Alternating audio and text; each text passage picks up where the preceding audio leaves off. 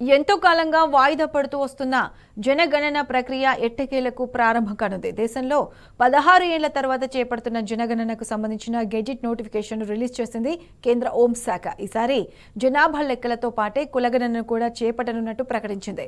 దేశ 16వ జనగణనను 2027 ఫిబ్రవరిలో చేపట్టాలని కేంద్ర ప్రభుత్వం నిర్ణయించింది. 2017 మార్చి 1 నాటికి ఈ ప్రక్రియను పూర్తి చేయాలని టార్గెట్గా పెట్టుకుంది.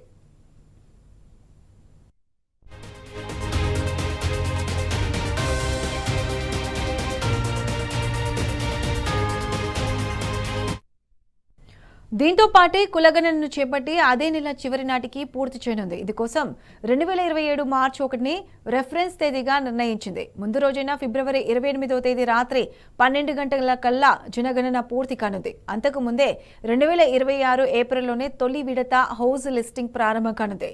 మంచు ప్రభావిత ప్రాంతాలైన లద్దాఖ్, జమ్మూ కాశ్మీర్, హిమాచల్ ప్రదేశ్, ఉత్తరాఖండ్లలో 2026 సెప్టెంబర్ ఆఖరు నాటికే జనగణన పూర్తి కానుంది.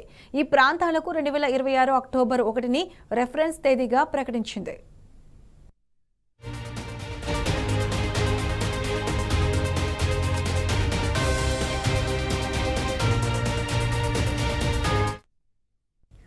జనగణన ప్రక్రియ కోసం మొత్తం 34 లక్షల మంది ఎన్యూమరేటర్లు, సూపర్వైజర్లు, 1.34 లక్షల మంది సిబ్బంది పనిచేయనున్నారు. ఈసారి జనాభా లెక్కల సేకరణ అంతా ట్యాబ్ల ద్వారా పూర్తిగా డిజిటల్ రూపంలోనే సాగనుంది. ప్రభుత్వం వెల్లడించే పోర్టర్లు, యాప్లలో ప్రజలు సొంతంగానే తమ వివరాలను నమోదు చేసే వెసులుబాటును కల్పిస్తుంది కేంద్ర హోంశాఖ. డేటా భద్రత కోసం అన్ని రకాల చర్యలు తీసుకుంటుంది. సమాచార సేకరణ, బదిలీ, స్టోరేజ్ని అత్యంత కట్టుదిట్టంగా చేపడుతున్నట్లు పేర్కొంది.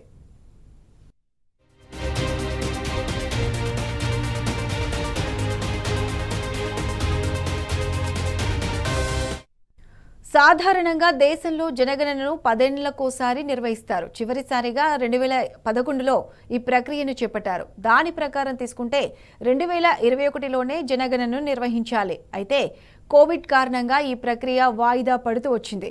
16 ఏళ్ల తర్వాత ఎట్టకేలకు తొలిసారిగా జనాభా గణనను నిర్వహించనుంది కేంద్రం. ఇందుకోసం ప్రభుత్వం 8754.23 కోట్లను కేటాయించింది. నేషనల్ పాపులేషన్ రిజిస్టర్ అప్డేటింగ్ కోసం మరో 3941.35 కోట్లు ఇచ్చింది. మొత్తంగా జనగణన కోసం 12695.58 కోట్లను కేటాయించింది. అయితే ఈ 4 ఏళ్లలో జనాభా పెరగడంతో బడ్జెట్ కేటాయింపులో సవరణలు చేయనుంది కేంద్రం.